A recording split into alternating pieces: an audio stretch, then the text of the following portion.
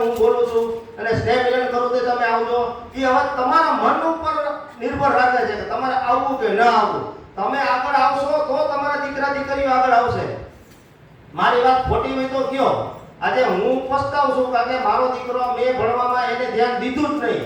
અમે મારી ઘરવાળીએ અમે બે ધ્યાન દીધું નહીં, ભાઈએ ધ્યાન ન દીધું. અત્યારે ઈ છોકરો એક છે સુરત, ઈ એકણે સીસીટીવી કેમેરાનું કરે, એક કણે એમને રખડે છે. મારો છોકરો કામ કરે, મારી દીકરી ન ભણી 12માં 2 વાર નપાસ થઈ. એનું કારણ આપણે મા બાપ છીએ. આપણે ધ્યાન દ્યો, કાંઈક એવું પ્રવૃત્તિ થાય તો આપણે દીકરા દીકરીઓને મોકલો તો કાંઈક આગળ વધશે ને નોકરીઓ થાય. નકર કોઈ આપણી જનરેશન કોઈ કામ નહીં કરી શકે. અને ધંધાની અંદર હવે નથી પેલા જેવું, અને હરીફાઈના ધંધા બરાબર છે. તો નોકરી કરે ભલે 10,000 કે 15,000 નો પગાર કરે છે, ગમે તે આગળ તો વધશે કે નહીં વધે. અને આપણામાં તમે જુઓ ને તો પ્રજાપતિ જ્ઞાતિની અંદર લગભગ કોઈ છે ને ઊંચા હોદ્દા ઉપર નથી, બરાબર છે.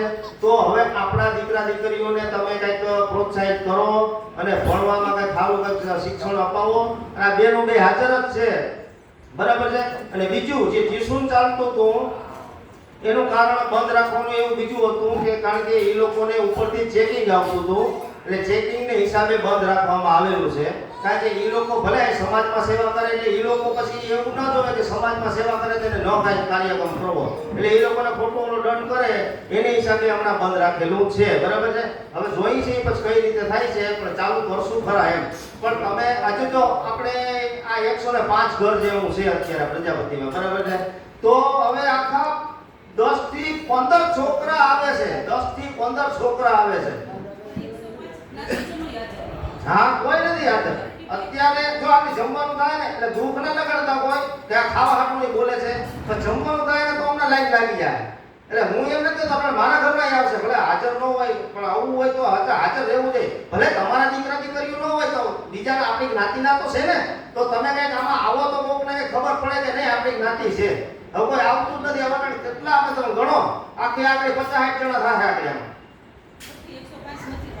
નથી જ નથી. બીજી વાત, દીકરા દીકરીના સંબંધ કરશો બધાને જોહે કેવું તો કે નોકરી કરતું છે, બરાબર, નોકરી કરતું છે. બધાને નોકરિયાત પરિવાર જોઈએ છે, બરાબર. નોકરિયાત પરિવાર જોઈએ તો તમારે છોકરાને ભણાવવો નહીં પડે, એમને નોકરી મળશે, એમને કોઈ દીકરી લઈ જશે.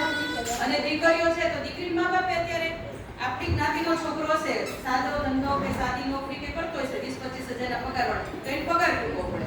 આ હું બહેનોને જ કહું છું, ખાસ દીકરીની માને જ કહું છું. તો એને ધંધો ચૂકવવો પડે. પછી એ જ દીકરીને 2 વર્ષ આમને તેમ લાડ ડંડામાં ન કરો તો બીજી ત્રીજી જ્ઞાતિમાં વયો જાય છે. ત્યારે કેટલી વિસંગતતા થાય છે. તમે એને યોગ્ય સંસ્કાર આપો અને તમે દીકરી માટે ઘર જુઓ, મકાન નહીં. તમે મકાન જોઈને ગયો છો 1 મહિના 3 મહિના 2 વર્ષ થાય તો લગભગ પેકેજ પૂરું થઈ ગયું હોય. લગભગ પેકેજ પૂરું થઈ ગયું. હું કહ્યું કે બસ એને આમ હતું તેમ હતું. અરે દીકરી, તમને દુઃખ નહોતા? સાસરે દુઃખ નહોતા? તમે તો બધાયનું સવારે ઉઠ્યા, અત્યારની કલ્પના કરો, સવારે ઉઠો ત્યારથી ચાલુ થઈ